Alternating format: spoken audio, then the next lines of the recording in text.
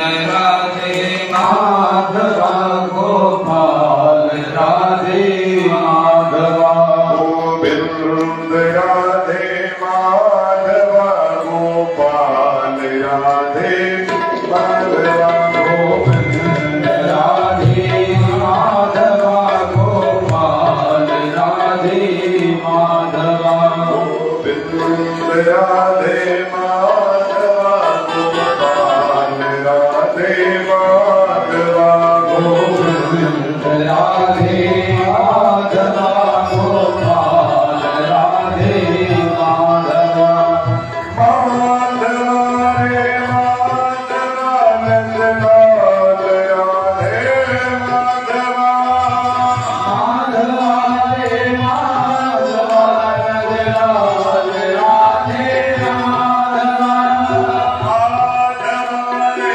माधवा नंदलाल राधे माधवा माधवा रे माधवा नंदलाल राधे माधवा माधवा रे माधवा गोपाल राधे माधवा माधवा रे माधवा गोपाल राधे माधवा गोविंद राधे माधवा गोपाल राधे माधवा राधे माधवा गोपाल राधे माधवा गोविंद राधे माधवा गोपाल राधे माधवा गोविंद राधे माधवा गोपाल राधे माधवा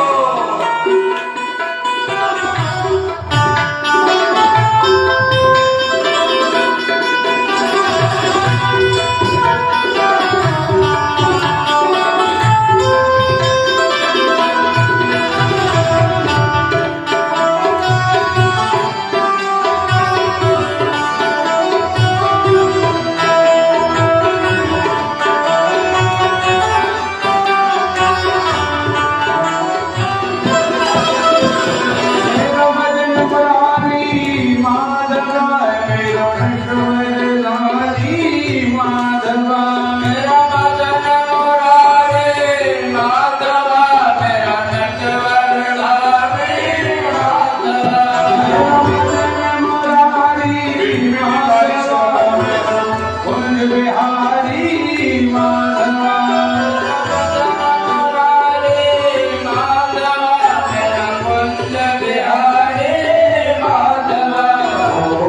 राधे माधवा गोपाल राधे माधवा गोविंद राधे माधवा गोपाल राधे माधवा हरि नाम है केवल नित्य यहाँ सब विश्व अनित्य विचार न सीखो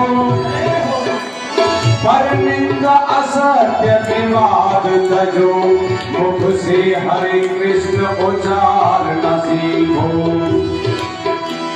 निज नैन चकोर मना करके निज नैन चकोर बना करके मनमोहनी रूप निहार न सीखो प्रणये से अवश्य मिलेंगे तुम्हें तुम प्रेम स्नेह का पुकार न सीखो तुम प्रेम स्नेह का पुकार तुम प्रेम स्नेह का पुकार न सीखो प्रेम स्नेह परिवार तजते घर बार व्यथा सब क्यों यदि मोहन तेरा इशारा न होता रहते हम भी भव सागर में पहले तो किसी को उबार न होता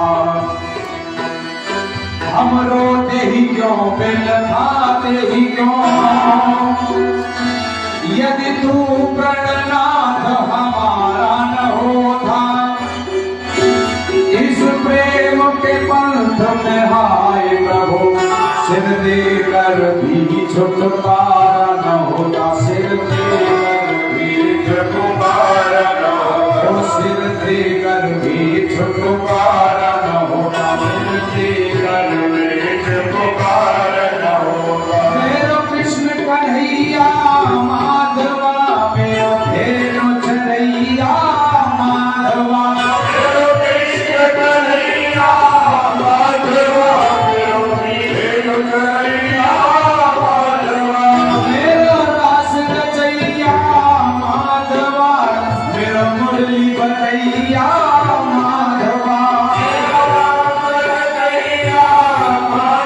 आइए भाई साहब। जय राधे कृष्ण प्यारे माधवा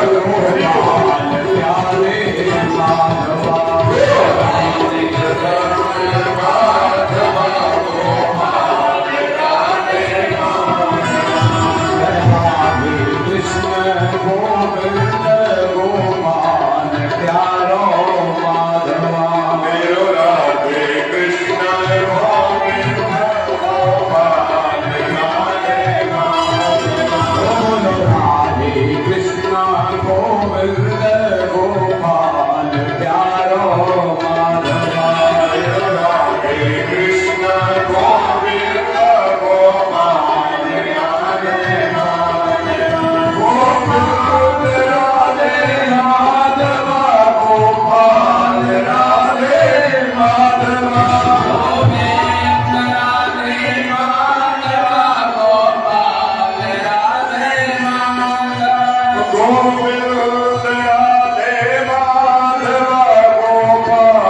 राधे माधवा गोविंद राधे माधवा गोपाल राधे माधवा गोविंद राधे माधवा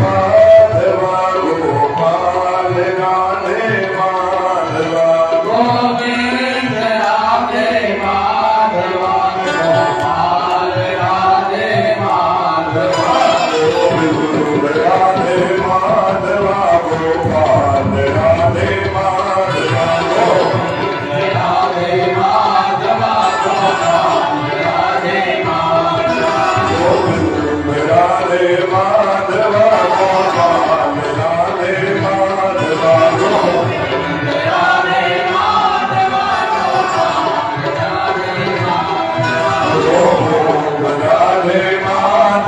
गोपाल राधे माधवा राधे माधवा गोपाल राधे माधवा राधे माधवा गोपाल राधे माधवा गोविंद राधे माधवा गोपाल राधे माधवा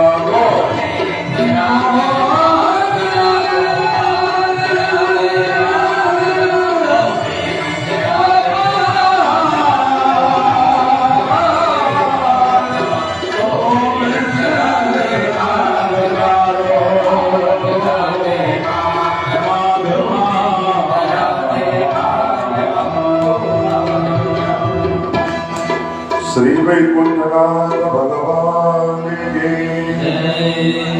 श्री अयोध्यानाथ भगवान के श्री लक्ष्मी नारायण भगवान के श्री लक्ष्मी वेंकटेश भगवान के श्री लक्ष्मी नरसिंह भगवान के श्री मोदारक मंडार भगवान के श्री सीतारामचंद्र भगवान के श्री जानकीनाथ भगवान के श्री भाष्यकार भगवान श्री रामानुज स्वामी जी महाराज की पूज्य पाद्यताचार्य पूज्य श्री स्वामी जी महाराज की प्रातः स्मरणे श्रीमद जगद्गुरु रामानुजाचार्य पूज्य श्री स्वामी जी महाराज की अनंत कोटि श्री वैष्णवों की समस्त भागवत मंडल की श्री हनुमान जी महाराज की वेदावतार श्रीमद वाल्मीकि रामायण की जय जय श्री सीताराम। अखिल कोटि ब्रह्मांड नायक जगत नियंता गंगाधार श्री देवी समेत श्री वैकुंठनाथ भगवान की पावन सन्निधि, उनके पावन चरण शरण में उनकी गोद में बैठ करके वेदावतार श्रीमद् वाल्मीकि रामायण की कथा श्रवण करने के लिए हम लोग यहाँ पर आज चतुर्थ दिवस की कथा को श्रवण करने के लिए यहाँ पर एकत्रित होते हैं। जिनके कृपा फल स्वरूप साधना, सरलता, तपस्या, प्रेम के साक्षात मूर्ति, जिनकी कैंकर्यता सामने झलकती है, जिनकी छत्र छाया, जिनका आशीर्वाद हम सभी भक्तों के ऊपर नित्य निरंतर अकारण रूप से बरसता रहता है, ऐसे हम सबके ऊपर कृपा करने वाले श्रीमद् जगद्गुरु रामानुजाचार्य पूज्य श्री स्वामी जी महाराज हमारे आचार्य चरण, हमारे चरणदेव भगवान, उनके चरण कमलों में दास का साष्टांग प्रणिपात और हमारे मध्य में विराजमान श्री श्री 1008 श्री स्वामी शशिधराचार्य जी महाराज,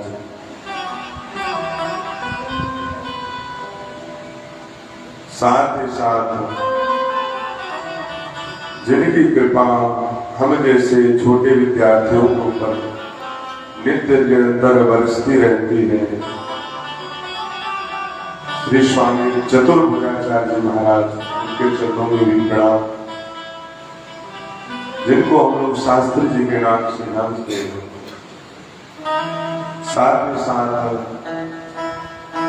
हमारे श्री स्वामी हरिप्रसन्नाचार्य जी महाराज और पूरे अयोध्या में जिनका नाम विद्वता के स्वरूप में जिनकी वाणी वाग विद्वता को प्राप्त है,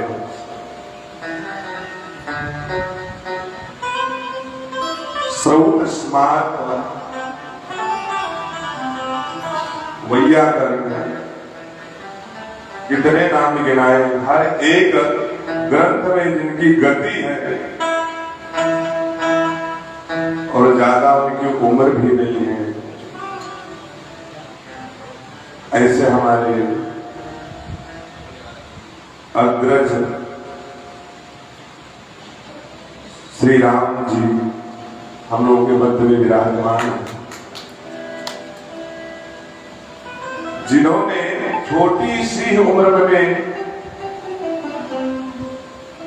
सारे ग्रंथों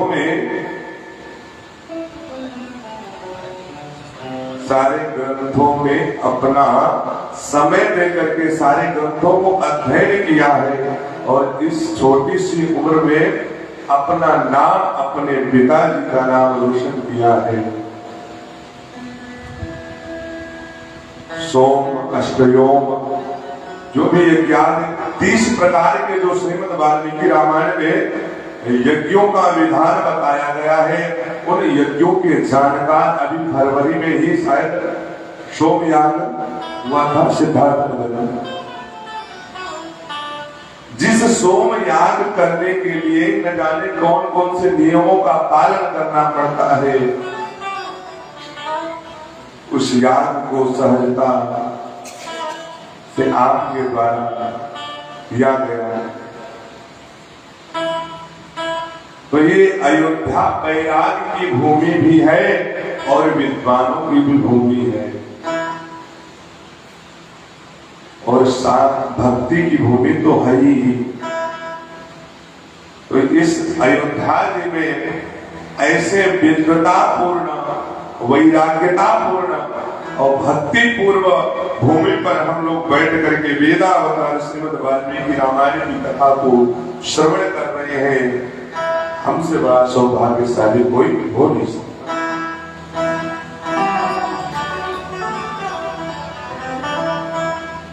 धन्य है हम सभी कलियुग के प्राणी कि हम लोगों के ऊपर भगवान अकारण कृपा नित्य निरंतर करते रहते हैं, चाहे वो कथा के माध्यम से हो, चाहे वो तीर्थाटन के माध्यम से हो, किसी न किसी प्रकार से भगवान अपनी अकारण कृपा हम लोगों के ऊपर करते रहते हैं।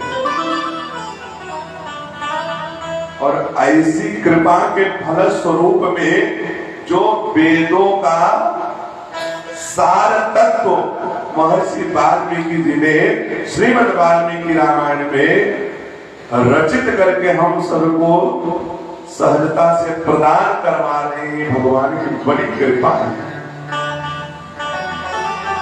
जिस काव्यात्मक रचना की हम लोग कथा श्रवण कर रहे हैं, उस काव्य में सीता जी के चरित्र के स्वरूप में हम लोग उनकी करुणामयी कृपा जो बताई गई है भक्तों के ऊपर, उस कथा को हम लोग श्रवण कर रहे हैं।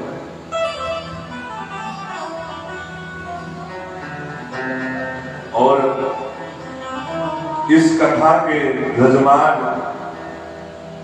इंदौर उज्जैन के निवासी महाकाल की नगरी से पधार करके कल आप लोगों ने भूत भावन भोलेनाथ जी के प्रसंग के माध्यम से श्रवण किया कि भगवान के प्रति कितना प्रेम है शंकर भगवान का, उनसे रहा नहीं गया तो एक ज्योतिषी का रूप बना करके भगवान का दर्शन करने हैं।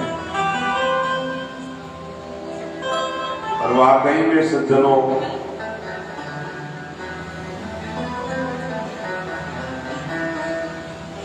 कुंभ 4 जगह लगता है, कुंभ 4 जगह लगता है, प्रयागराज में, हरिद्वार में, उज्जैन में, नासिक में। लेकिन जिस दिन राम जी का उत्सव, राम जी का जन्म अयोध्या जी में अभी इस पक्ष के बाद में 10 अप्रैल को रामनवमी बड़े धूमधाम से मनाई गई। तो जात न राम जन्म श्रुति गावे, तीरथ सकल कहा चली।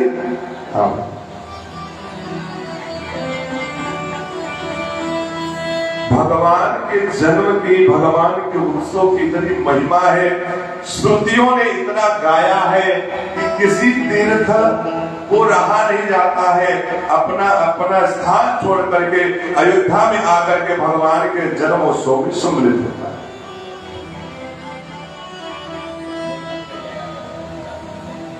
और चाहे 1 दिन का आवास मिले, चाहे 2 दिन का आवास मिले, यदि हम 1 दिन के लिए अयोध्या वास कर रहे हैं तो हम 1 दिन के लिए ही अयोध्यावासी हो जाए। लेकिन बड़ भाग्य, सौभाग्यशाली है आप सब कि 1 दिन नहीं, 2 दिन नहीं, पूरे 9 दिन अयोध्यावास करने का जो सौभाग्य प्राप्त हुआ है, तो उसमें भी वेदावतार श्रीमद् वाल्मीकि रामायण की कथा को श्रवण करने का सौभाग्य प्राप्त हुआ है। इससे बड़ा सौभाग्यशाली कोई हो ही नहीं सकता। नहीं तो भगवान की कृपा के बिना एक पत्ता भी नहीं हिल सकता। जब भगवान की कृपा होती है तो गूंगा बोलने लगता है, लंगड़ा चलने लगता है, बहरा सुनने लगता है।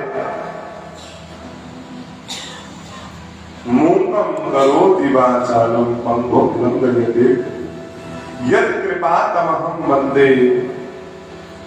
जब भगवान की कृपा होती है तभी व्यक्ति के वाणी में तेज आता है, वाणी प्रस्फुटित होती है।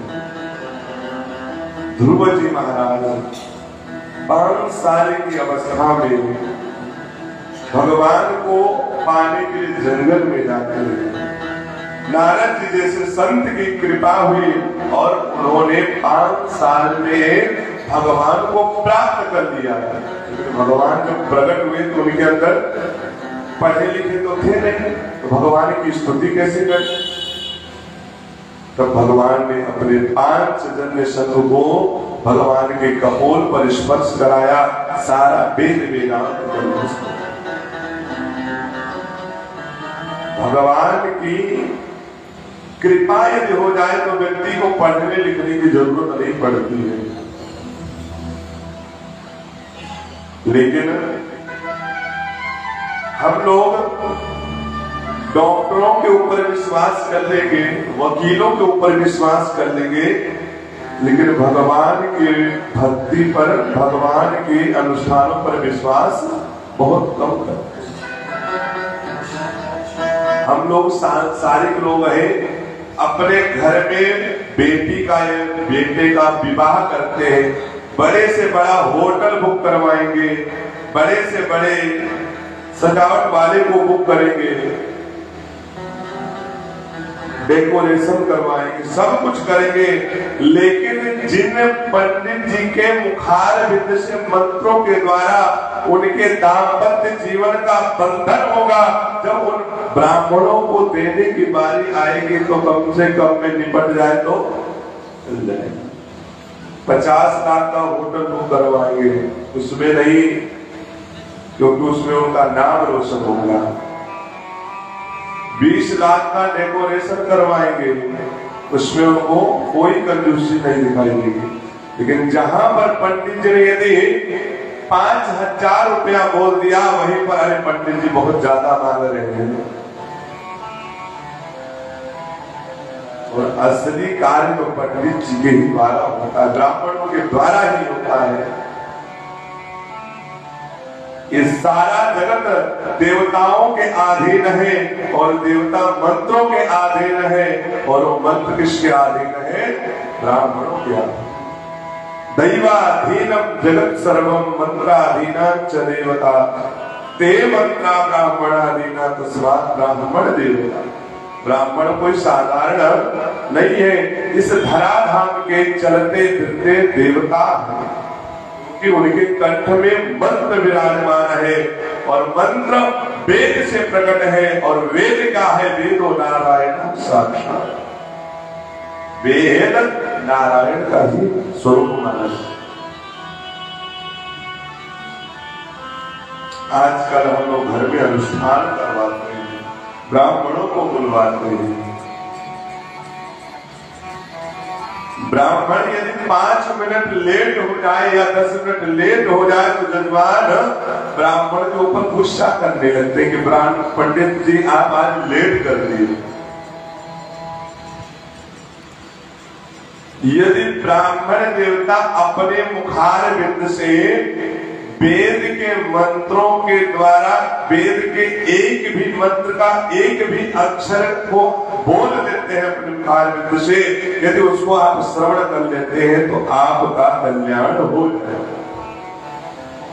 हमने पूर्व में निवेदन किया था कि चरितम रघुनाथस्य शतकोटि प्रविस्तरम एकैकमक्षरम पुंसाम महापातक नाशनम। भगवान की जो चरित्र है और भगवान के चरित्रों का बखान 100 प्रविस्तरम 100 करोड़ रामायणों में बखान किया गया, और उन 100 करोड़ रामायण में से एक भी अक्षर हम लोग श्रवण कर ले तो हमारा बड़ा से बड़ा पाप नष्ट हो जाता, दूर हो जाता।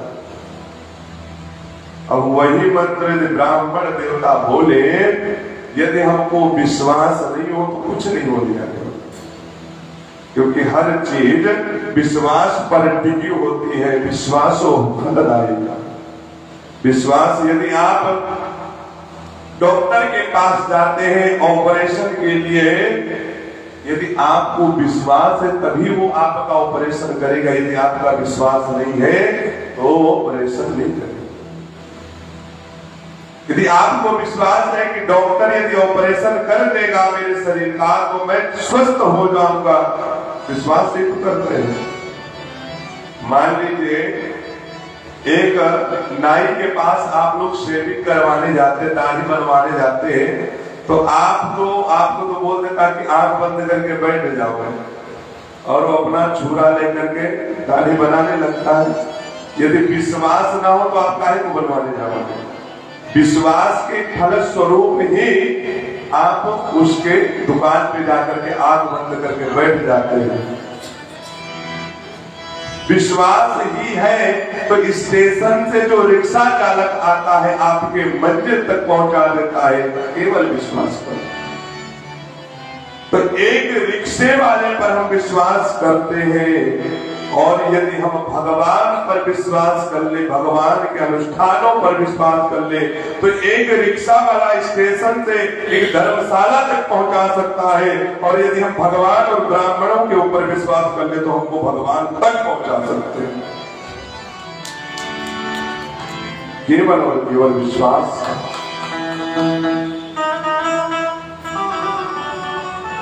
यदि विश्वास रूपी नौका में हम बैठेंगे तो हमारा जीवन धन्य हो जाए। विश्वास से पहले ही हमारा पैर डगमगाने लगे तो हमारे अंदर भगवान के प्रति विश्वास ही नहीं।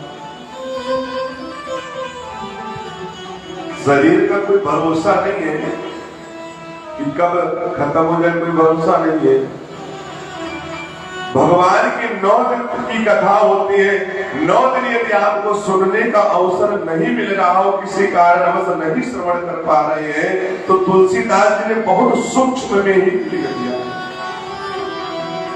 एक घड़ी आधी में बुनियाद, तुलसी संगत साधु की हरि को अपराध। आप 3 घंटे कथा बैठ कर नहीं श्रवण कर सकते, कोई बात नहीं। आप 2 घंटे बैठ कर नहीं श्रवण कर सकते, कोई बात नहीं। आप आधे घंटे बैठ करके श्रवण करिए। लेकिन कब आधे घंटे यदि बैठ करके श्रवण करते हैं तो संसार का ना हो करके भगवान का हो करके श्रवण करिए तो आपका कल्याण होगा। जन्म मिलता है, बड़े होते हैं, शादी हो जाती है, वृद्ध हो जाते हैं, मृत्यु हो जाती है। जीवन में किया क्या? लड़कपन खेल में खोया, जवानी नींद भर सोया, बुढ़ापा देख कर रोया, समय अब रह गया थोड़ा।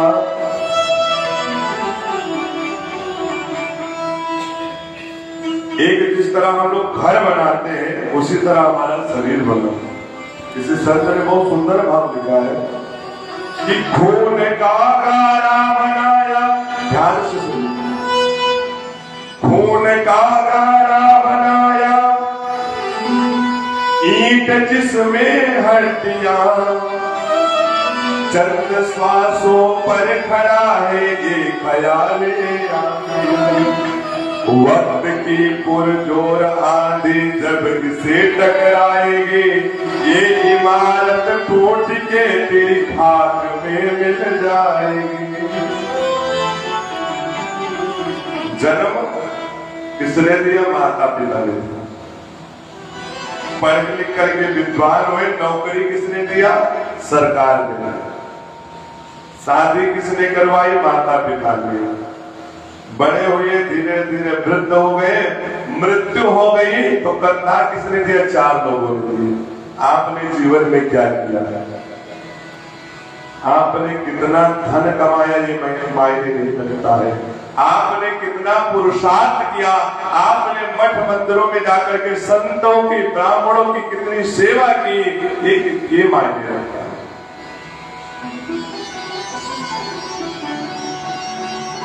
भगवान की कथा केवल और केवल हमें शिक्षा, संस्कार, भक्ति प्रदान करती है। यदि आपको शिक्षा चाहिए तो कथा में जाकर के कथा को श्रवण करें।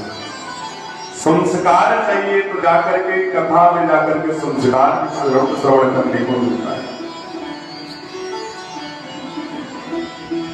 यदि अध्यात्म से जुड़ करके हम लोग कोई भी कार्य करेंगे तो हमारे जीवन में संकट नहीं आ सकता। और ऐसे आचार्यों के मध्य में ऐसे जिस लोक में जिस भगवान की सन्निधि व्यक्ति मरने के बाद प्राप्त करता है, सौभाग्यशाली है आप, धन्य है। भागवत जी की श्रीमद् वाल्मीकि की कथा, ऐसी सन्निधि हम लोगों को जीते जी प्राप्त हो। हम लोग कहाँ बैठ के कथा श्रवण कर रहे हैं? साक्षात वैकुंठनाथ भगवान के साथ। और मरने के बाद व्यक्ति क्या कहते हैं? मरने के बाद व्यक्ति ये तो नहीं कहता कि नरकवासी, या तो कहेंगे स्वर्गवासी या तो कहेंगे वैकुंठवासी, नरकवासी कोई नहीं। अच्छा, ये तो फाइनली हम लोग नहीं जानते कि ये लोग मरने के बाद में वैकुंठ ही गए होंगे,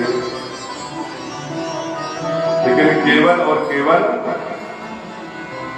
हम लोग के मन में जो संतुष्टि होती है उसके लिए सारा कर्म करते हैं, पिंडदान करते हैं, श्राद्ध करते हैं। श्राद्ध कई प्रकार के होते हैं। नारदी मुख श्राद्ध, एकोद्दिष्ट श्राद्ध, पार्वणी श्राद्ध, पाक्षिक श्राद्ध, मानसिक श्राद्ध, कई प्रकार के श्राद्धों का वर्णन शास्त्रों में आया है।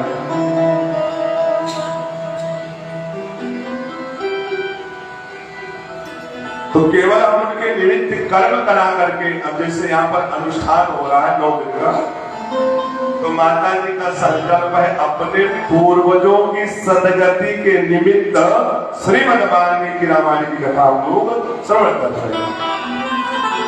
श्रवण करने के बाद में हम लोगों को यही लगता है कि उनकी सदगति हो गई। और इस मानव शरीर से भगवान की भक्ति, भगवान का भजन नहीं करोगे तो ये शरीर जर्जर ऐसे ही धरा नहीं जाएगा।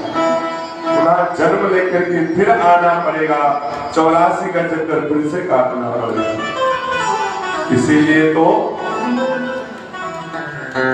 अगर भगवान के नाम को भजोगे तो ठीक रहेगा, नहीं तो एक दिन तोता जैसे पिंजरे से निकल जाता है वैसे इस दिन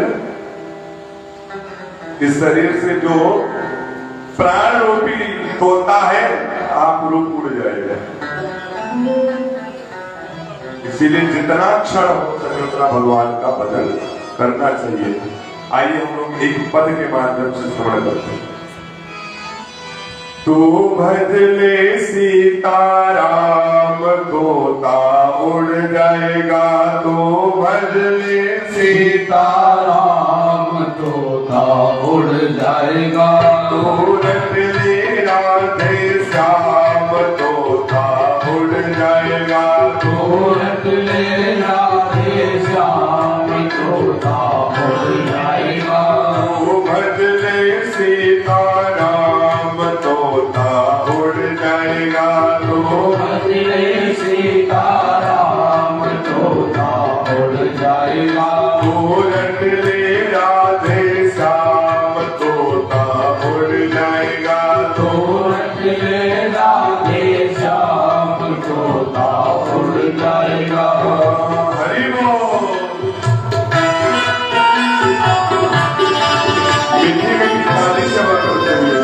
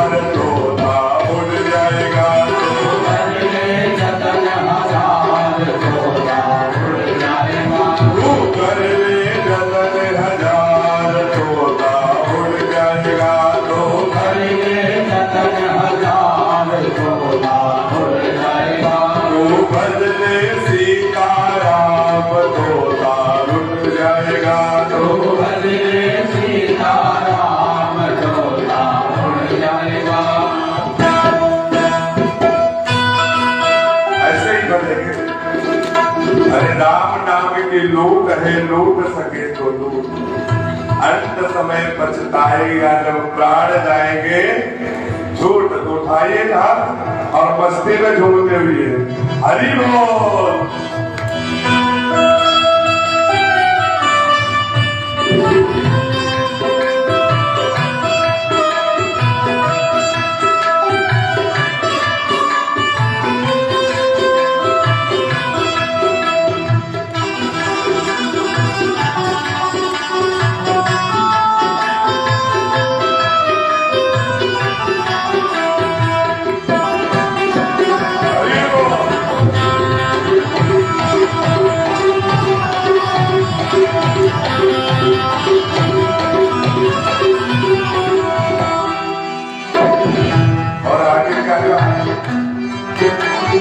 गंगा कृष्णा क्यों घबराए, गंगा कृष्णा क्यों घबराए, गंगा कृष्णा क्यों घबराए, गंगा कृष्णा क्यों घबराए। खाली पिंजरा आग लगावे, खाली पिंजरा आग लगावे, खाली पिंजरा आग लगावे, खाली पिंजरा आग लगावे। गंगा कृष्णा क्यों घबराए, खाली पिंजरा आग लगावे, गंगा कृष्णा क्यों घबराए, खाली पिंजरा आग लगावे। ये जग का व्यवहार थोड़ा उड़ जाएगा, ये जग का व्यवहार थोड़ा उड़ जाएगा, ये जग का व्यवहार थोड़ा उड़ जाएगा, ये जग का व्यवहार थोड़ा उड़ जाएगा। तू बदले सीताराम थोड़ा उड़ जाएगा, तो बदले सीताराम थोड़ा उड़ जाएगा, तू रटने राधे श्याम थोड़ा उड़ जाएगा, तो रटने राधे श्याम थोड़ा उड़ जाएगा, तू रटने राधे श्याम थोड़ा उड़ जाएगा, तू रटने राधे श्याम थोड़ा उड़ जाएगा, तो बदले राधे श्याम थोड़ा उड़ जाएगा, तो बदले राधे श्याम थोड़ा उड़ जाएगा, कितोला उड़ जाएगा, कितोला उड़ जाएगा, कितोता उड़ जाएगा, कितोता उड़ जाएगा, कितोला उड़ जाएगा, कितोला उड़ जाएगा, कितोता उड़ जाएगा, कितोता उड़ जाएगा। तो बदले सीताराम थोड़ा उड़ जाएगा, तो बदले सीताराम थोड़ा उड़ जाएगा, बदले राधे श्याम थोड़ा उड़ जाएगा, तो बदले राधे श्याम थोड़ा उड़ जाएगा, तो बदले सीताराम थोड़ा उड़ जाएगा, बदले सीताराम थोड़ा उड़ जाएगा, थोड़ा उड़ जाएगा, थोड़ा उड़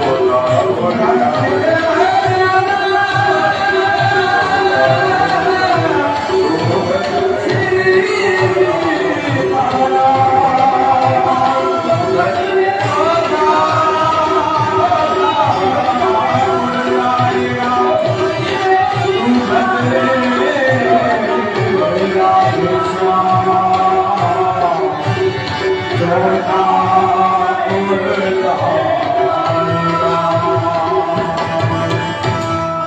तो भजले सीताराम थोड़ा उड़ जाएगा, सभी गाइए। तो रटले राजा राम थोड़ा उड़ जाएगा। श्वास रुक जाएगी चलते चलते, समा बुझ जाएगी गलते गलते, दम निकल जाएगा बंदगी का क्या भरोसा है इस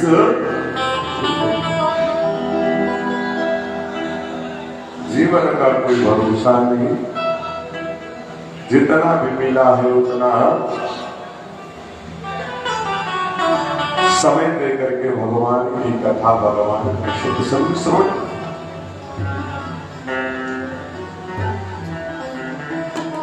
जीवन में कोई ना कोई संकल्प जरूर होना चाहिए, कोई ना कोई लक्ष्य का संकल्प जरूर होना चाहिए।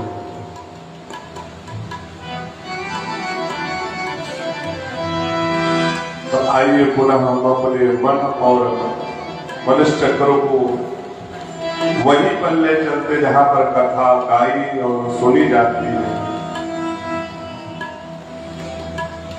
एक बार पुनः अपने मन को एकाग्र चित्त करिए, भाव चित्त होकर के, दत्त चित्त होकर, समाहित चित्त होकर के भगवान की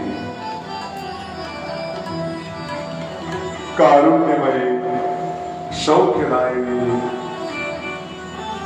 जो रम्या रामायणी है उस कथा को हम लोग श्रवण करेंगे। अच्छा है, बताइए कल की कथा कहाँ विश्राम? विश्वामित्र जी कहाँ आए थे? अयोध्या जी आ गए थे,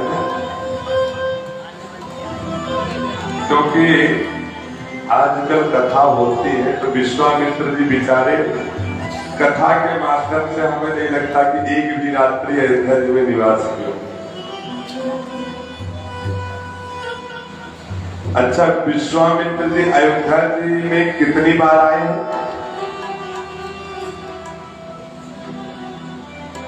विश्वामित्र जी अयोध्या जी में कितनी बार आए हैं?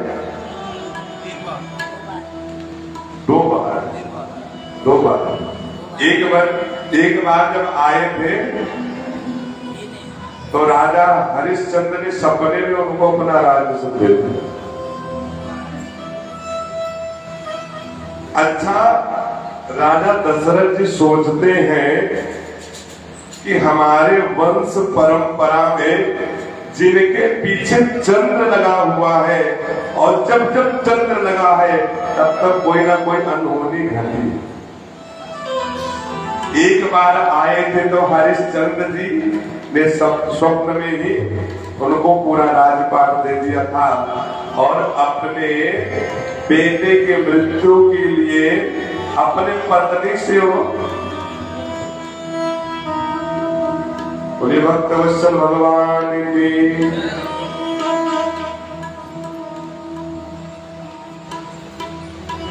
तो इस बार भी हमने अपने पुत्र का नाम रखा है क्या?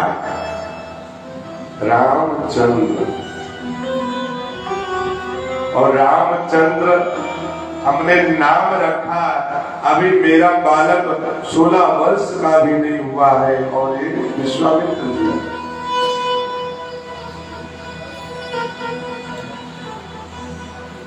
अयोध्या में अनेक प्रकार की लीलाएं भगवान कर रहे हैं। जन्म से लेकर के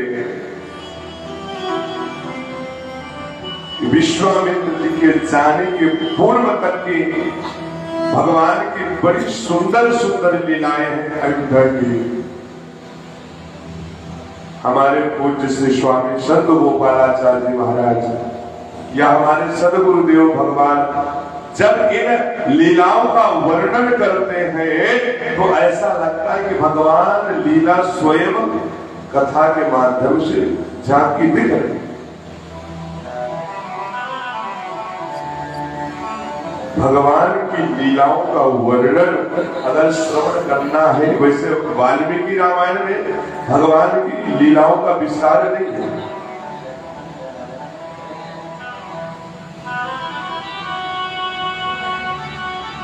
भगवान अपने बाल सखाओं के साथ अयोध्या में क्रीड़ा कर रहे हैं, सुख को प्राप्त कर रहे हैं।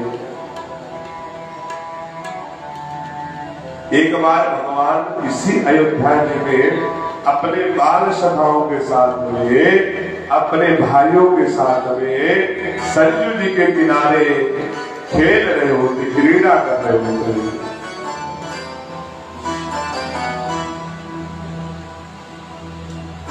लेकिन उसी समय राजा दशरथ जी भगवान को बुलाने जाते हैं।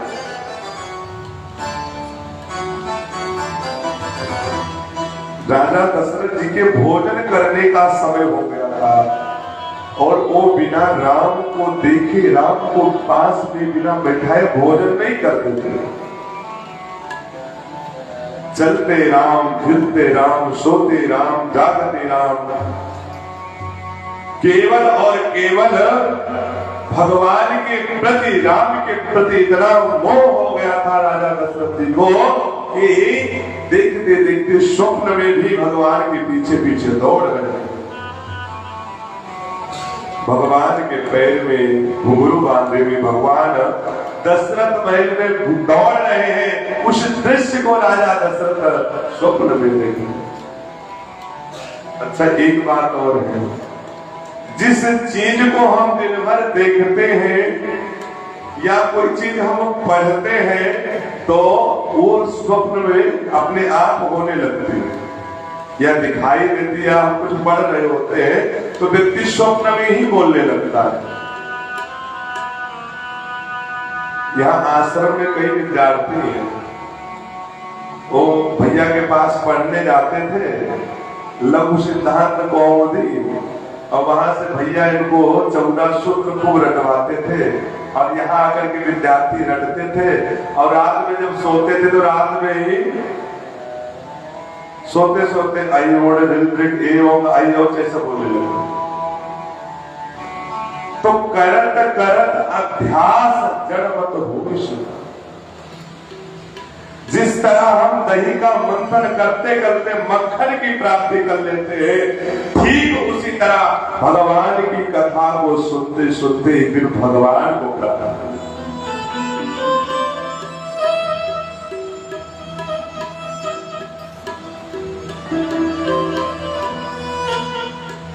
गुरु से प्राप्त मंत्र, उस मंत्र को इतना मथना, इतना मनन करना चाहिए कि उस मंत्र की कृपा के द्वारा भगवान की प्राप्ति हो। जिन स्वामी जी का हमने अभी नाम लिया था, केवल और केवल भगवान के भजन, भगवान की भक्ति के द्वारा उनको हर ग्रंथ की कथा याद थी। और पढ़ने को पूछ लीजिए तो शायद कक्षा 8 भी फेल थे स्वामी जी महाराज, लेकिन उन्होंने भगवान श्री राम को एक भातृ रूप संबंध उनसे जोड़ लिया। भगवान श्री राम को अपना बड़ा भाई, अपना छोटा भाई मानते थे। भगवान को अपना छोटा भाई मानते थे। भगवान से ऐसे संत महापुरुषों की कथा श्रवण करने का केवल एक ही उद्देश्य बनता है कि भगवान से कोई ना कोई नाता जोड़ देना चाहिए। मीरा जी ने जब भगवान से नाता जोड़ा, यदि हम भगवान से नाता जोड़ लेंगे तो जो दूसरा होगा, सांसारिक रिश्ता होगा, तो अपने आप छूट जाएगा। मीरा जी ने भगवान से नाता जोड़ा कि मेरे तो गिरधर गोपाल दूसरो न कोई, जाके सिर मोर मुकुट मेरो पति सोई। भगवान की भक्ति में इतनी मनमस्त, इतनी मग्न हो गई थी मीरा जी। भगवान स्वयं उनको प्रकट होकर के उनके साथ वाणी के संस्कार, भगवान को अपनाते हैं। ऐसे भक्तों की कई कथाएं हैं।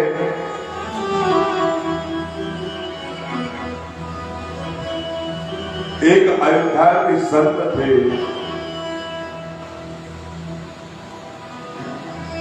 इतना भजन करते थे कि भगवान के सौंदर्य का इतना चिंतन करते थे, नित्य प्रति सरस्वती का स्नान करने जाते थे। एक दिन स्नान करके वापस लौट रहे थे, भगवान के सौंदर्य का इतना चिंतन करते थे, इतना चिंतन करते थे। जा रहे थे, एक महल में एक स्त्री अपने बाल को झाड़ रही थी, बहुत सुंदर थी वो स्त्री। संत जी खड़े होकर के वहां देखने लगे उस स्त्री को।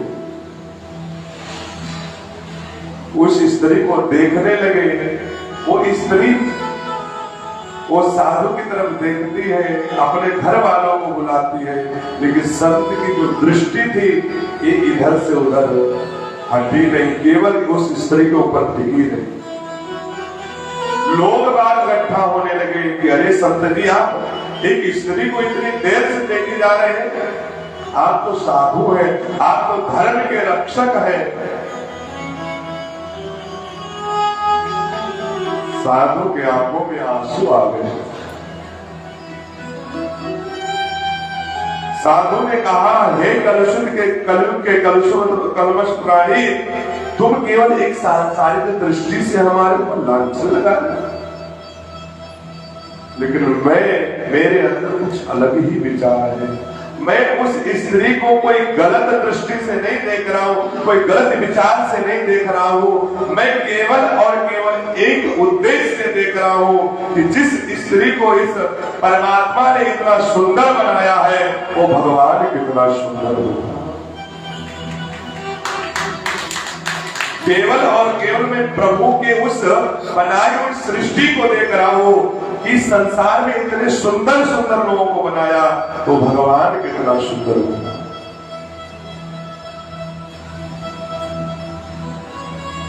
तो इसी अयोध्या जी में भगवान एक हर गली में नग्न पैरों से घूमे हैं, क्रीड़ा किए हैं, अपने बाल सखाओं के साथ भगवान क्रीड़ा कर रहे हैं। राजा दशरथ बुलाने जाते हैं, लेकिन भोजन करत बोल जब राजा नहीं आवत तज बाल समाज। बाबा जी ने मानस में लिखा तो है भगवान खेल रहे, लेकिन भगवान को बुलाने भोजन करत बोल जब राजा, यहां राजा शब्द का प्रयोग किया तो भगवान बताना चाहते हैं भगवान ने दशरथ जी के बुलाने पर नहीं गए। क्यों? क्योंकि एक राजा के अंदर इतनी सामर्थ्यता नहीं कि हमको बुला दे। अपने बाल सखाओं के साथ खेलने में संलग्न छोड़ करके नहीं आए, लेकिन राजा दशरथ जी के बुलाने पर नहीं आए। लेकिन जब कौशल्या मैया बुलाने गई, भगवान अपने उस खेल को, बाल समाज को, सखाओं को छोड़ करके दौड़ते दौड़ते आकर के मैया की गोद में बैठ गए। और मैया जानते क्या खिला रहे हैं? जनकपुर वासी कहते हैं कि अयोध्या वासियों को कुछ खाने को नहीं मिलता। अयोध्या वासी जब जनकपुर की बारात में गए तो उनको दही चूड़ा जब खाने को मिला तो कहा कि लगता है लोग को अयोध्या में खाने को नहीं मिलता है, इसीलिए इतना यहाँ पर खा रहे हैं। लेकिन शायद जनकपुर वासियों को ये ध्यान नहीं है कि जब भगवान का जन्म हुआ और माता कौशल्या बैठा करके अपने गोद में और भगवान को दही और भात खिला,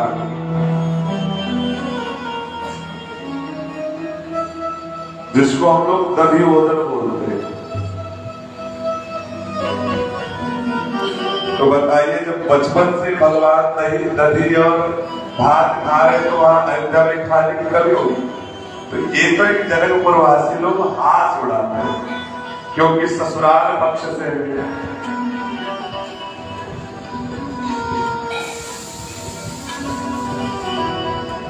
इस अयोध्या में तंडुल की खेती होती थी। कौन से साग तंडुल की खेती होती थी? हमने पूर्व में निवेदन किया था कि सरजू जी का जल गन्ने के रस के समान मीठा जल है। और आज भी इस अयोध्या जी में कई आश्रमों में सरजू जी के जल से ही भगवान का भोग बनता है। अयोध्यानाथ मंदिर है, वहां पर भी सरजू जी के जल से ही भगवान का प्रसाद। तो भगवान की बाल लीलाएं और कृष्ण की बाल लीलाएं, शायद कृष्ण भगवान की लीलाएं तो हम लोग टीवी सीरियल के माध्यम सुन भी लेते हैं, लेकिन राम जी की लीलाएं जो हम लोग श्रवण करने लग जाए तो कृष्ण की लीलाएं भी फीकी पड़ जाए। है तो भगवान का ही अवतार कृष्ण, श्रीमद् नारायण प्रभु के ही अवतार है दोनों, लेकिन जिस रास की कथा हम लोग कथा भागवत के माध्यम से श्रवण करते हैं, केवल एक रास की, वैसे वैसे 99 रासों की कथा भगवान चित्रकूट में रहकर के सिद्धार्थ के साथ।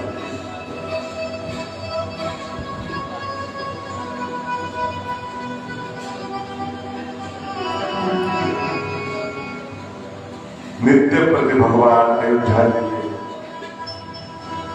रह करके अनेक प्रकार की लीलाएं करते, उत्सव मनाते, जन्म उत्सव, छठियार उत्सव।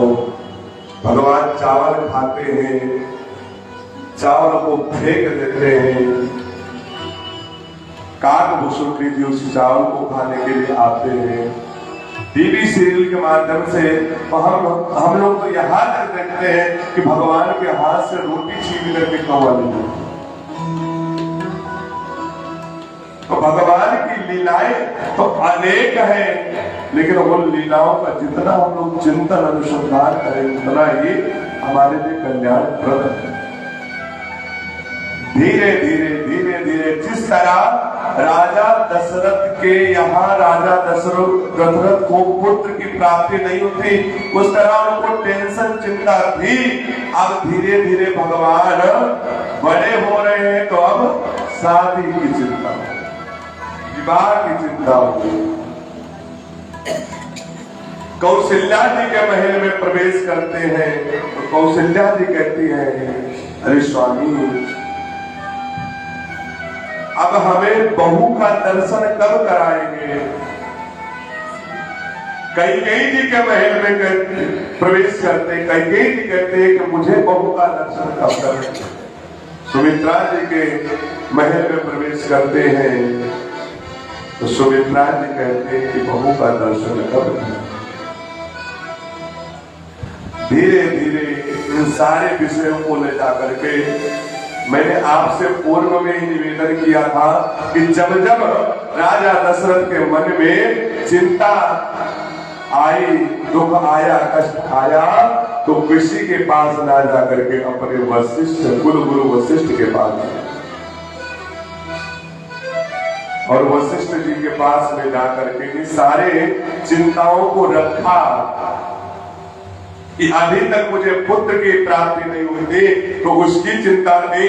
अब पुत्र हो गया है, पुत्र बड़े हो रहे थे, तो पुत्र वधुओं की चिंता है। ये सारी बात वशिष्ठ जी महाराज को राजा दशरथ बता ही रहे थे कि अचानक सामने दृष्टि पड़ी, जिनके चेहरे पर साक्षात सूर्य के समान तेज, 4 वेद, 6 शास्त्र, 18 पुराण, अनेका जो स्मृति है, जिनके ललाट मुख पर ही दिखाई दे रही हो, ऐसे श्री एक महर्षि जी का आगमन हो। वो महर्षि कौन है? वो महर्षि कौन है? विश्वामित्र जी। विश्वामित्र जी आते हैं। विश्वामित्र जी के आगमन को देख करके राजा दशरथ सावधान हो गए, अपने मंत्रियों के साथ, सैनिकों के साथ। और राजा दशरथ पूजन की थाली विश्वामित्र जी का आवाहन करते हैं, उनको विराजमान करवाते, उनका पाद प्रक्षालन करते हैं, पूजन करते हैं। और विश्वामित्र जी मुस्कुरा रहे हैं।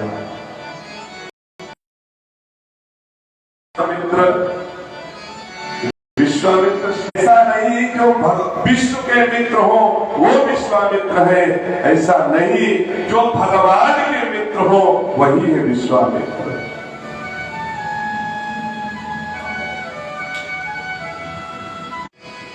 मन में सोचा, अंदर ही मन में डर लग रहा है कि अब न जाने क्या होगा। विश्वामित्र जी कौन है? वशिष्ठ जी के द्वारा ब्रह्मर्षि की पदवी प्राप्त है उनको।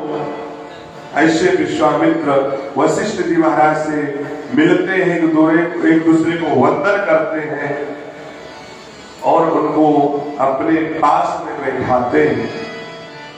आपस में वार्तालाप होती है। राजा दशरथ के पुत्र प्राप्ति की सारी कथा वशिष्ठ जी ने विश्वामित्र जी को बताई।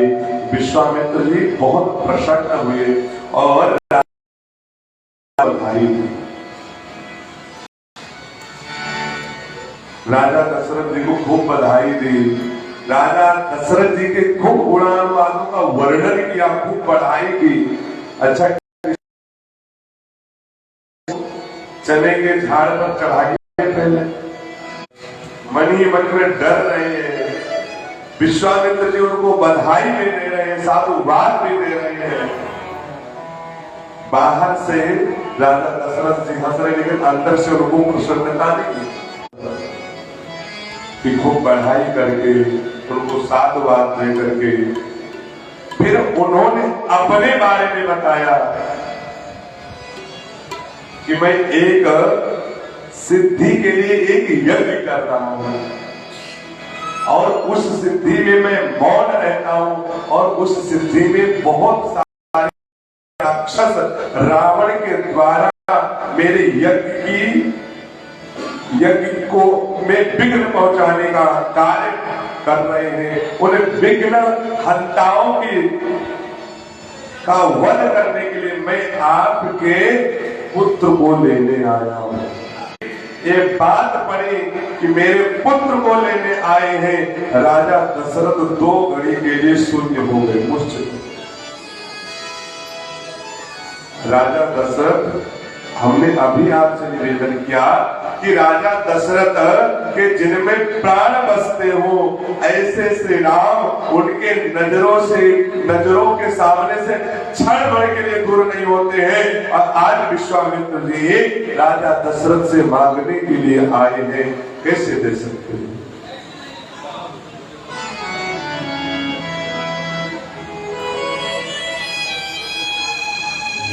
आज राजा दशरथ मूर्छित अवस्था को प्राप्त हुए 2 घड़ी के लिए, 2 मुहूर्त के लिए मन में सोचने लगते हैं। पुनः चेतना आती है उनके अंदर। ऋषि से कहते हैं, अच्छा जो संत जन होते हैं वो राष्ट्र वर्धन के लिए कोई भी कार्य करते हैं और विश्वामित्र भी राष्ट्र वर्धन के लिए, राष्ट्र की रक्षा के लिए यज्ञ कर रहे हैं। और उस यज्ञ में जो रावण है, दुष्ट दुर्दांत रावण है, उस यज्ञ में विघ्न डाल रहा है। पूरे भारत के चारों तरफ अपने सैनिकों को भेज दिया है कि पूरे भारत में आजकल जो आतंकवादी फैलते हैं अपने भारत में यत्र तत्र, ठीक उसी तरह रावण अपने राक्षसों को, गणों को भेजता था कि जाकर के भारत की भूमि पर कोई भी शुभ कार्य मत होने देना, कोई भी ऐसा कार्य हो रहा हो उसमें जाकर के विघ्न डालना।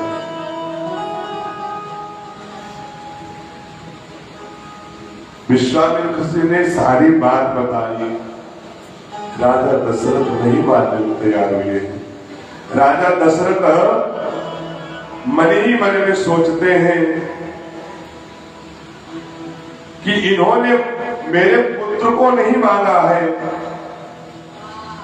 इन्होंने तो मेरे प्राणों को मांगा है। और यदि मेरे प्राणों को मांग देते तो मैं अपने शरीर से अपने प्राणों को निकाल के दे देता, लेकिन जिस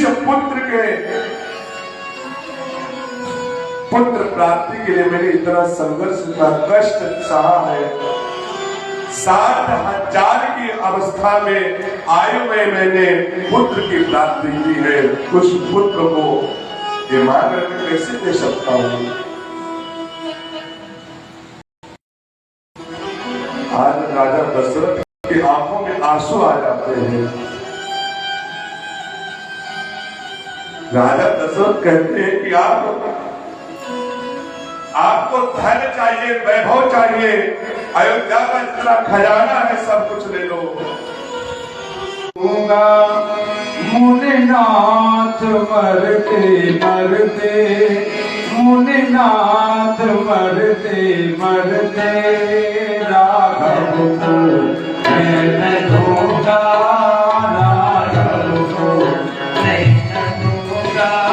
ओ मुनिनाथ मरते मरते, मुनिनाथ मरते मरते, राघव को मैं न दूंगा, राघव को मैं न दूंगा।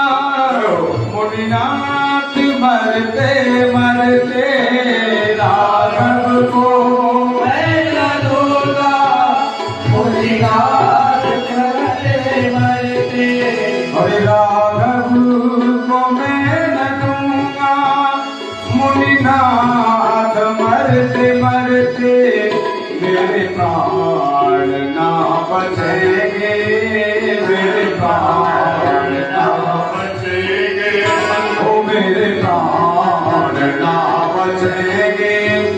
यह दान करते करते, यह दान करते करते, राघव को मैं न दूंगा, राघव को मैं न दूंगा। मुनिनाथ मरते मरते, मुनिनाथ मरते मरते हो।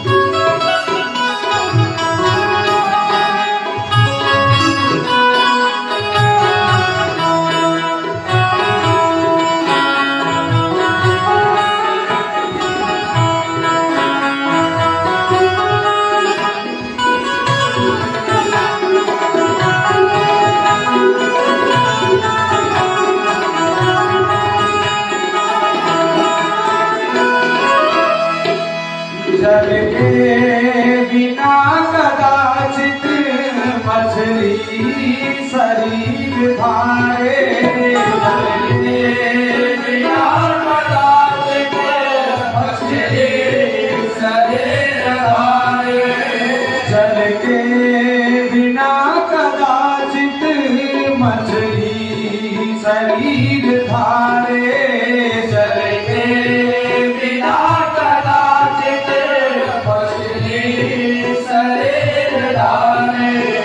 पर मैं न जी सकूंगा इनको बिना निहारे, पर मैं न जी सकूंगा इनको बिना निहारे।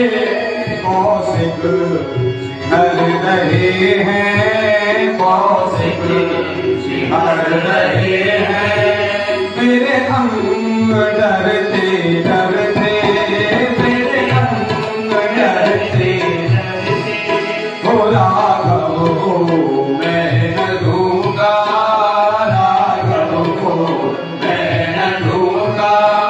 मुनिनाथ मरते मरते, मुनिनाथ मरते मरते हो।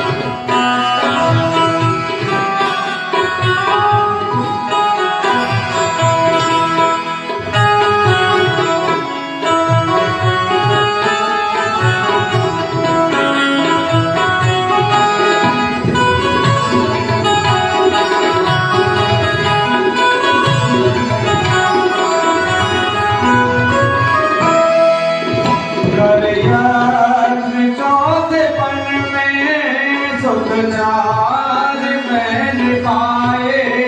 कर यज्ञ चौथे पन में सुख चार मैन पाए। कर यज्ञ चौथे पन में सुख चार मैन पाए। कर यज्ञ चौथे पन में सुख चार मैन पाए। विद्वान गुरुजनों को रघुनंद के दिलाए। विद्वान गुरुजनों को रघुनंद के दिलाए। ओ लोचन चकोर तन में, लोचन चकोर तन में छवि पान करते करते, छवि पान करते करते राघव को मैं न दूंगा। राघव को मैं न दूंगा। मुनिनाद करते करते, मुनिनाद करते करते ओ मेरे प्राण ना बचेंगे। मेरे प्राण ना बचेंगे। यह दान करते करते, यह दान करते करते राघव को मैं न दूंगा। राघव को मैं न दूंगा। मुनिनाद करते करते, मुनिनाद करते करते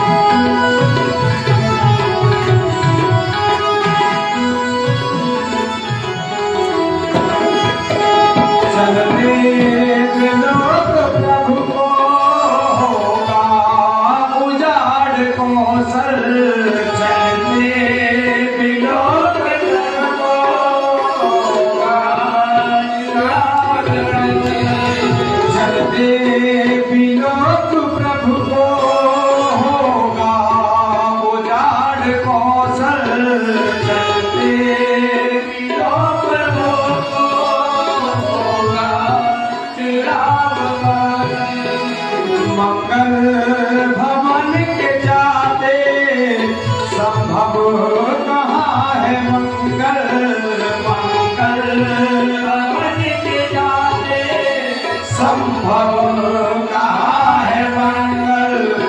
सींचे कृपाल तर को, सींचे कृपाल तर को मृदुपात डरते डरते, मृदुपात डरते डरते राघव को मैं न दूंगा। राघव को मैं न दूंगा। मुनिनाद करते करते, मुनिनाद करते करते राघव को मैं न दूंगा। मुनिनाद करते करते राघव को मैं न दूंगा। मुनिनाद करते करते राघव को मैं न दूंगा। मुनिनाद करते करते राघव को मैं न दूंगा। मुनिनाद करते करते ओ मेरे प्राण ना बचेंगे। मेरे प्राण ना बचेंगे। यह दान करते करते, यह दान करते करते राघव को मैं न दूंगा। राघव निनाद करते करते हो। राघव को मैं न दूंगा मुनिनाथ मरते मरते। राजा दशरथ ने कहा कि मांगव भूमि धेनु धन पोषा। आप हमसे भूमि मांग लीजिए, मैं पूरी भूमि का दान कर दूंगा। धेनु जितनी गैया चाहिए सब गैयों का दान कर दूंगा। धन जितना धन मेरे पास है, मेरे धन को देख करके इंद्र कुबेर सब अपने धन के सामने मेरे धन को देख करके, वैभव को देख करके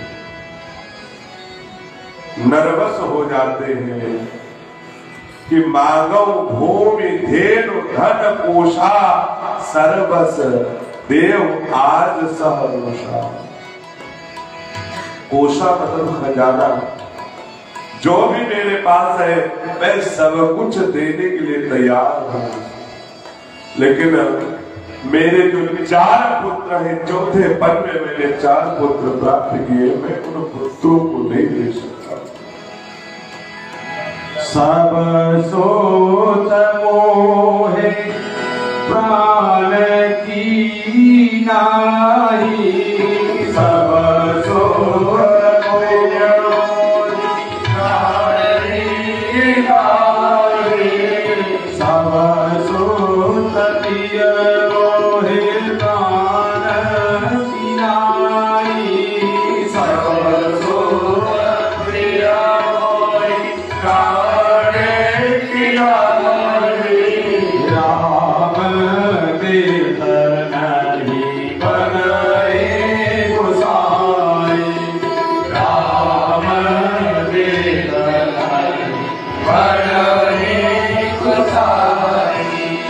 देह प्राण ते प्रिय का चुनाही।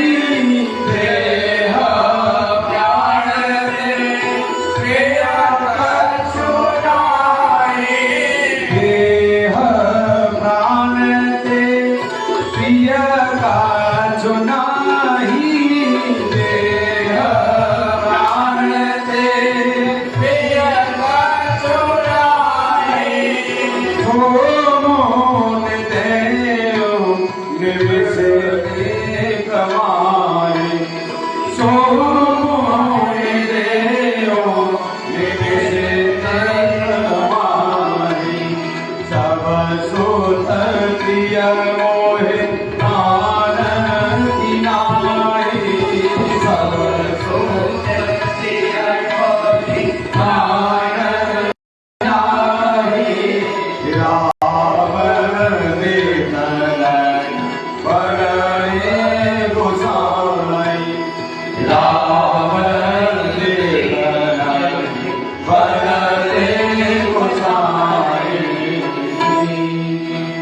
सब सूर्यदास्याम पुत्र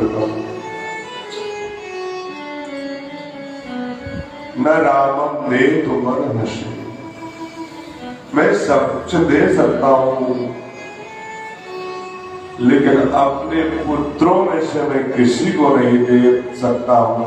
और उसमें यदि बारी राम की आवे, मैं उनके लिए अपने प्राण त्याग सकता हूं, प्राण का बलिदान दे सकता हूं, लेकिन अपने राम को नहीं दे सकता हूं।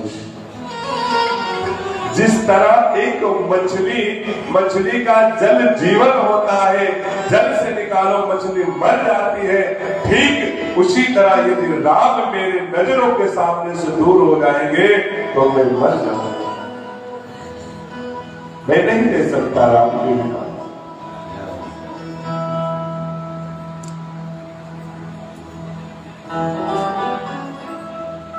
नैव दास्याम पुत्रकम महर्षि वाल्मीकि की शब्दावली में सुने तो नैव दास्याम पुत्रकम,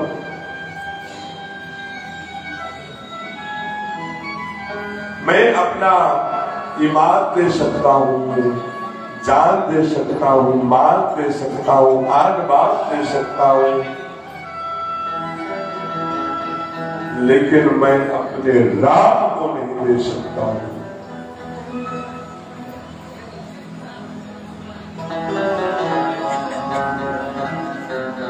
राम को पाने के लिए मैंने जाने क्या क्या किया, और एक क्षत्रिय बालक जब तक 16 वर्ष का न हो जाए तब तक वो युद्ध का कवच धारण करने के लायक नहीं रहता है, वो युद्ध नहीं कर सकता है। और मेरा पुत्र तो अभी 16 वर्ष, मेरा पुत्र तो अभी कुमार है, जिसके खेलने कूदने की अभी उम्र है। उस पुत्र को मैं आपके साथ युद्ध को, राक्षसों का वध करने के लिए कैसे भेज सकता हूं? और जहां तक मुझे अनुभव है, मुझे ध्यान है, मेरे पुत्र तो अभी बहुत छोटे हैं, नन्हे से हैं। आपके यज्ञ में जो विघ्न डाल रहे हैं, उन राक्षसों का उद्धार, उन राक्षसों का वध करने में आप ही सामर्थ हैं, आप कर सकते हैं, क्योंकि आपने इतना तप किया है। तप के बल पर आपने ब्रह्म ऋषि की पदवी प्राप्त की, ब्रह्म ऋषि का पद प्राप्त किया। हे कुशलनंदन, हे विश्वामित्र जी, यदि आप यज्ञ में किसी की हत्या नहीं कर पाए, करना नहीं चाहते हैं, तो आप मुझे ले चलिए, मैं अपने अयोध्या वासियों के साथ, सैनिकों के साथ चल करके आपकी यज्ञ की पूर्णाहुति करवाऊं। आप मुझे ले चलिए।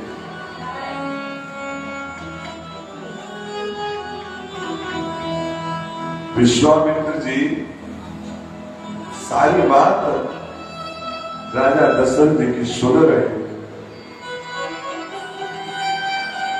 अंदर से प्रसन्न हो रहे हैं, और बाहर से एक दिखावटी रूप में उनका चेहरा लालिमा को पा रहा है कि चेहरे पर लालिमा छा, मानो उनके चेहरे पर एक क्रोधाग्नि की लालिमा छा रही है। लेकिन बगल में बैठे थे वशिष्ठ जी, वो सारी बात को समझ रहे थे, सारे बातों को समझ रहे थे कि विश्वामित्र बाहर से भरे उनके चेहरे पर क्रोधाग्नि की लालिमा छा रही है, लेकिन आज जिस तरह राजा दशरथ विश्वामित्र जी के सामने गिड़गिड़ा रहे हैं कि मेरी आन ले लो, जान ले लो, आन बान ले लो, ईमान ले लो, लेकिन मेरे राम को मत लो, मेरे राम को।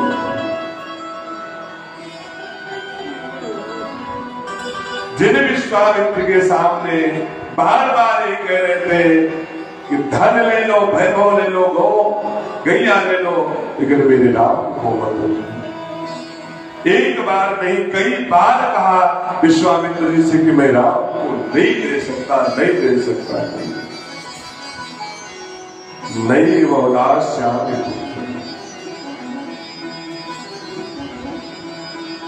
बार बार राजा दशरथ विश्वामित्र से कह रहे हैं। विश्वामित्र जी को क्रोध आ जाता है, लेकिन अंदर से प्रसन्नता है। हे राजन, तुम्हारे वंश की कुल परंपरा रही है, तुम्हारे वंश में वचन की बड़ी महत्वता होती है। रघुकुल रीति सदा चली आई, प्राण जाए पर वचन। तो आपने हमसे आते समय कहा था कि आपको जो चाहिए मैं दूंगा, आप आज्ञा दीजिए। तो पहले प्रतिज्ञा करके, और प्रतिज्ञा से आप हट रहे हो, अपने वचनों से हट रहे हो। अच्छा, आप मेरे मांगने पर ना तो चलेगा, लेकिन आपके जो कुल पुरोहित कुल गुरु हैं, यदि वो आपसे कहे तो आप क्या करेंगे?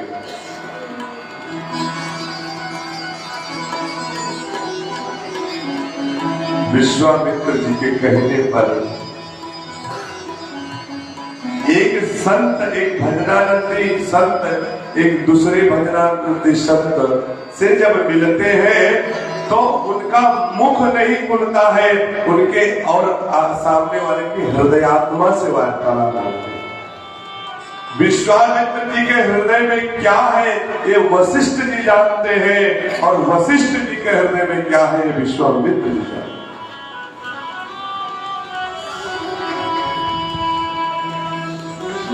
विश्वामित्र जी के हृदय में केवल ये था कि राम मेरे साथ जाएंगे तो राम अनेक प्रकार के शस्त्रों और शास्त्रों के ज्ञाता बन जाएंगे, जो मैंने तपस्या के माध्यम से उसको हासिल किया मैं उस सबको राम को दूंगा। और राम को केवल अपने यज्ञ की रक्षा के लिए नहीं लेकर के नहीं जाना चाहता हूं। यदि राम को मैं इधर से अकेला लेकर के जाऊंगा तो राम जी को उधर से मैं डबल करके लाऊंगा।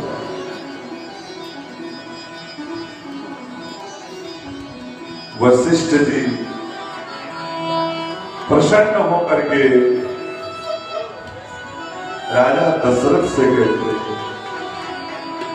लेकिन उसके पूर्व में ही वशिष्ठ जी ने मन से ही विश्वामित्र से कहा कि मैंने उस समय जब आप ब्रह्म गायत्री की मंत्र की तपस्या कर रहे थे केवल और केवल ब्रह्मर्षि पदवी पाने के लिए, उस समय मैंने संकोच वश मैंने आपको खाली ब्रह्मर्षि का पद दिया था, लेकिन आज मैं डंके की आज मैं कहता हूं कि मैंने तो कोई गलत नहीं किया, मैंने तुमको जो ब्रह्मर्षि की पदवी दी उसका कहना आज सार्थक हो गया।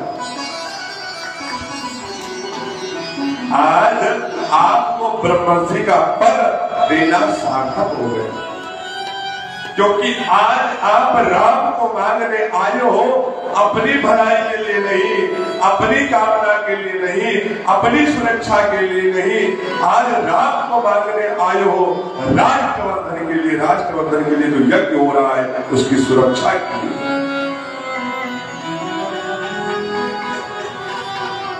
यदि राम आपके यज्ञ में गए तो राष्ट्र के प्रति जो आप सुंदर यज्ञ कर रहे, सिद्धि कर रहे हैं, उसका राष्ट्र का वर्धन होगा। ध्यान देना भक्तों, इस सनातन धर्म की आज से नहीं, आज अनाज से परंपरा चली आ रही है। जब तक कोई संत इस राष्ट्रवर्धन के लिए यज्ञ करना चाहा है तब तक कोई ना कोई विघ्न जरूर आया है।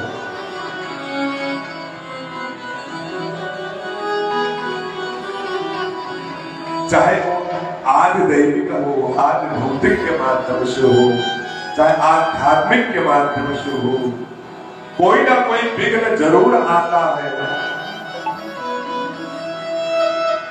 जब तक भगवान की कृपा, भगवान स्वयं रह गए तो उस यज्ञ की रक्षा नहीं करेंगे तब तक वो यज्ञ सफल नहीं हो सकता। अब इसी कथा की आप बात ले लो, ये कथा 2 साल पहले होने वाली थी, लेकिन ऐसा विघ्न आया कि साथ 1-2 दिन के लिए नहीं, सीधे 2 साल के लिए आगे बढ़ गए। तो जो संत जन होते, आचार्य जन होते हैं, हमारे श्री वाल्मीकि रामायण के जो प्रमुख टीकाकार है श्री गोविंद राज स्वामी लिखते हैं कि जो संत जन होते, आचार्य होते हैं, वो कभी अपने लिए सोचते ही नहीं है, केवल और केवल राष्ट्र के लिए सोचते हैं। और हम लोग सौभाग्यशाली हैं कि हमारे इस भारतवर्ष में भगवान के 1 नहीं 2 नहीं पूरे 24 अवतारों का प्रादुर्भाव इसी धरा था।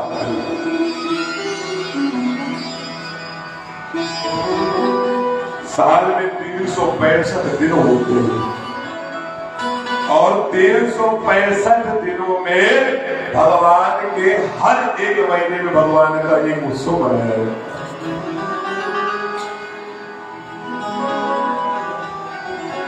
हमारे इस भारतवर्ष में ऐसे ऐसे प्रतापी राजा हुए जिनके नाम से आज भारतवर्ष जाना जाता है। संतों की महिमा ही है। रावण क्या, रावण जैसे हजार दुष्ट दुर्गान आ जावे, लेकिन जब जब होए धर्म की हानि, पाए असुर अधम अभिमानी, तब तब प्रभु धर विविध शरीरा। भगवान भारतवर्ष से इतना प्रेम करते हैं, इस सनातनियों से इतना प्रेम करते हैं, जब जब कोई विपदा आती है भगवान कोई ना कोई अवतार लेकर के आते हैं और उसकी रक्षा करते हैं। आज विश्वामित्र जी राष्ट्रवर्धन के लिए, राष्ट्र में शांति के लिए यज्ञ कर रहे हैं, तो उसमें मारीच जैसे, सुबाहु जैसे, ताटका जैसे राक्षसी विघ्न डाल रही है। उन्हें विघ्न हत्याओं का वध करने के लिए मैं आपसे राम को मांग ले आया, आप मुझे राम को दे दीजिए। बार बार याचना करते वशिष्ठ जी ने राजा दशरथ को समझाया कि आप अपने पुत्रों को इनको दोगे तो जिस संकट को लेकर के, जिस चिंता को लेकर के आप मेरी शरण में आए थे, उस चिंता को यही दूर करेंगे। तब वशिष्ठ बहुविधि समझावा। बहुविध समझावा का मतलब अनेक प्रकार से समझाया, एक अर्थ ये भी होता है और दूसरा अर्थ होता है प्रेम करते हैं। राजा दशरथ ने कहा कि मैं आज्ञा दे सकता हूं आपको अपने पुत्र को ले जाने की, लेकिन इनकी जो माताएं हैं वो कदापि आज्ञा नहीं देंगी। राजा दशरथ अंदर महल में गए और जैसे ही कौशल्या मैया के कान में ये बात पड़ी कि एक वो अपने साथ राम को ले जाना चाहते हैं, जैसे ही मां कौशल्या के कान में ये बात पड़ी, वो और प्रसन्न हो गई, क्योंकि उनको ज्योतिषी ने बताया ही था कि एक ऋषि आएंगे। तुलसीदास निवास रहस बस भयो सबको मन भायो, सनमान्यो महिदेव असीमत सानन सदन सिरायो। तब माता जी ने, कौशल्या मैया ने मन में सोचा कि ये उसी ऋषि की बात हमको श्रवण करा रहे हैं जो एक ज्योतिषी ने आकर के हमको सुनाई थी। और वो महर्षि वाल्मीकि जी के शब्दावली में सुने तो ततो वायु सुख स्पर्शो नीरजसको तदा विश्वामित्रगतो रामो दृष्ट्वा राजीवलोचनम् पुष्पपृष्ठमहत्यासीत् देवदुन्दुभिरीश्वरैः शंखदुन्दुभ समझाया। तब जाकर के विश्वामित्र जी को राम जी को देने के लिए तैयार हुए, नहीं तो राजा दशरथ जी देने के लिए तैयार नहीं थे। कहते थे कि मेरे प्राण नाथ हो और तुम मुनि पिता आज नहीं हो। देते समय आज राम जी को, लक्ष्मण को देते समय पुनः याचना करते हैं कि जो मेरे दोनों पुत्र आपके साथ जा रहे हैं, मेरे प्राणनाथ सुत दो। ये जो और एक याचना और करता हूं। विश्वामित्र जी ने कहा, क्या? विश्वामित्र जी से राजा दशरथ कहते हैं कि आज तक मैं इन बालकों का पिता था, लेकिन आज से जब तक मेरा साथ इनको न प्राप्त हो तब तक के लिए आप इनके माता पिता दोनों। आज से आप इनके माता हैं, आप इनके पिता हैं। सौंपे भूप से सुता बहुविध दे अशेष, जननी भवन गए प्रभु चले आए पद शीर्ष। जब राम और लक्ष्मण, केवल राम जी को मांगा था विश्वामित्र जी ने, लेकिन जब से जन्म हुआ था लखन जी राम जी से 1 मिनट के लिए दूर नहीं होते। भरत जी के साथ शत्रुघ्न लाल रहते थे और राम जी के साथ लखन भी रहते थे।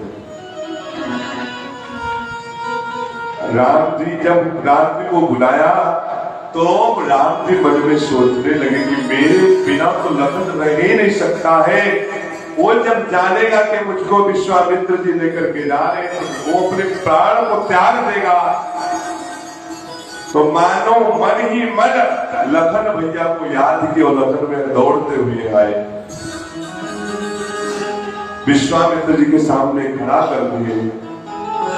वशिष्ठ जी को प्रणाम किया, विश्वामित्र जी को प्रणाम किए।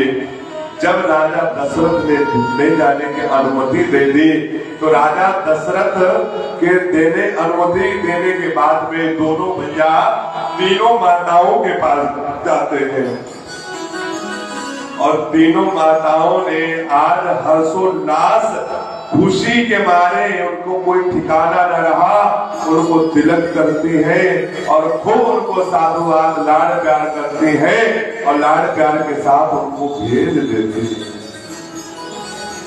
और राजा दशरथ उनको भेज देते हैं विश्वामित्र जी के साथ में। विश्वामित्र जी दोनों भैयाओं को सरयू जी के किनारे किनारे लेकर के पैदल पैदल लेकर के चल रहे हैं। आज इस झांकी को देख करके देवलोक के देवता लोग और ब्रह्मलोक से ब्रह्मा जी, कैलाश पर्वत पर विराजमान भूतवान भोलेनाथ जी इस झांकी को देख करके आश्चर्यचकित रह जाते हैं कि देखो, एक पूर्ण ब्रह्म परमात्मा एक महर्षि के साथ चलते हुए कितने शोभायमान हो गए। उस शोभा को देख करके बड़े बड़े देवी देवता स्वर्ग से पुष्प वृष्टि कर रहे हैं। चलते चलते चलते चलते अयोध्या की बाहर पहुंचे। सायंकाल मेला हुई, वहीं पर संध्या वंदन किए, वहीं पर विश्राम किए और वहीं पर पुष्प के आसन पर सरयू जी के किनारे ही विश्राम हो पाया। पहली रात्रि वहीं पर रुके और वहीं उसका आसन बनाया, उसी पर लेट गए और रात्रि बीतने के बाद में, जब रात्रि बीत गई तो सुबह उठते हैं विश्वामित्र जी और रात जी लखन भैया दोनों सो रहे होते हैं। सोते समय विश्वामित्र जी ने आज लखन भैया राम भैया को देखते हैं, उस छवि को देख करके कुछ देर बैठ करके उस छवि को निहारते हैं।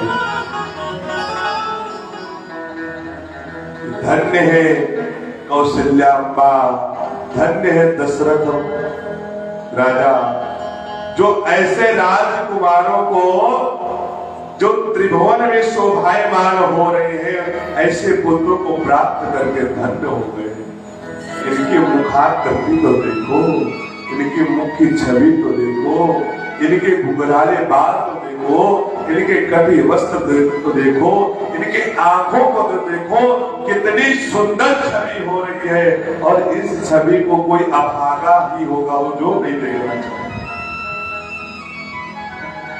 धीरे धीरे सूर्य की लालिमा आ रही है। लेकिन राजा विश्वामित्र जी मन ही मन में सोचते हैं, ये तो राजमहलों में रहने वाले राजकुमार हैं, ये न जाने इनको मैया कैसे लोरी सुना करके सुनाती होगी और लोरी सुना करके उठाती होगी। मैं इनको न सुनाने का ढंग जानता हूँ न जगाने का ढंग जानता हूँ, मैं क्या करूँ। आज विश्वामित्र जी भगवान को सुंदर श्लोकों के द्वारा उनको उठा रहे हैं। हमारे श्री रामानुज संप्रदाय में भगवान का जब पट खुलता है तो उसके पहले सुप्रभात होता है और उस सुप्रभात का ही पहला श्लोक है। उस श्लोक के द्वारा आज भगवान को जगा रहे हैं। कौसल्या सुप्रजा राम पूर्वा संध्या प्रवर्तते उत्तिष्ठ नरसार्दूला कर्तव्यं दैवमाह्निकम्। कौसल्या सुप्रजा राम, हे कौसल्यानंदन दशरथनंदन औरत नंदन, आप उठिए। आपको जिस कार्य के लिए हम लेकर कार्य के लिए आपको संलग्न रहना है, जिस तरह सूर्य की लालिमा निकलने पर सारा अंधकार नष्ट हो जाता है, ठीक उसी तरह आज भगवान के दर्शन करने से विश्वामित्र केवल और केवल संसार के अंधकार को नष्ट करते हैं। जब भगवान रूपी कथा या भगवान रूपी जन्म हमारे कथा के माध्यम से प्रकट होता है तो हमारे अंदर अज्ञान रूपी अंधकार का नष्ट हो जाता है। तो आज कौशल्या जी के जो बाल गोपाल है, राम है, जो उन राम को, लखन लाल को विश्वामित्र जी उठा रहे हैं। शुभ प्रभात के द्वारा भगवान उठते हैं, सरजू में स्नान करते हैं। भगवान कहते हैं कोई संबंध जोड़ने के लिए, और वाकई में भगवान से कोई संबंध बना ले तो हमारा कल्याण हो जाए। धन्य है आज विश्वामित्र जिनको आज गुरु शिष्य का बला और अति बला,